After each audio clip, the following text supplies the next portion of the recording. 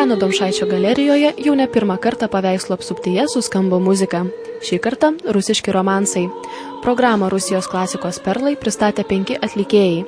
Dėl šio pasirodymo viena atlikėja grįžo net iš Vokietijos. Lietuvoje aš gimiau, Lietuvoje yra mano šeima, mano draugai, mano dėstytojai ir, ta prasme, čia yra mano žemė. Dėl to aš turiu būti labai dėkinga ir atvažiuoti čia apsilankyti savo kraštą.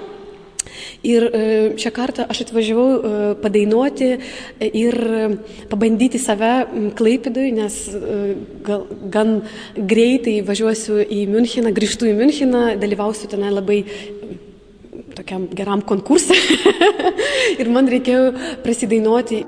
Po renovacijos galerijoje duris atvėrusi kamerinė salė ideali vieta romansų skambesiui, sako jų atlikėjai.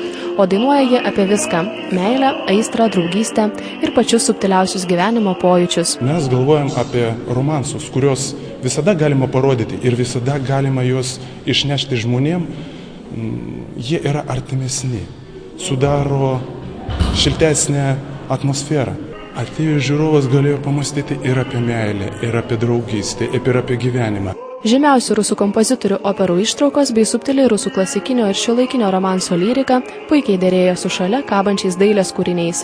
Mat jų tema taip pat muzikinė. Manau, kad net ir tada klausytis muzikos visai kitaip, kai tu matai Arvid Blato nutapytus visų pirma jo žmonos, garsios metropoliteno primadonos, Reginos Reznik atvaizdus, kai matai garsius smuikininkus, gitaristus, dirigentus, dainininkus, Plasido Domingo ir visi kiti, jie tiesiog atrodo žvelgia čia. Koncerte skambėjo Sergejaus Rachmaninovo, Petro Čaikovskio, Nikolajaus Rimskio-Kosakovo bei kitų žymiausių Rusijos kompozitorių kūriniai. Dėkojame žiūrėjusiems. Netrukus apie orų šeštadienį ir serialas Daktarės dienoraštis. Gero savaitgalio, sudie.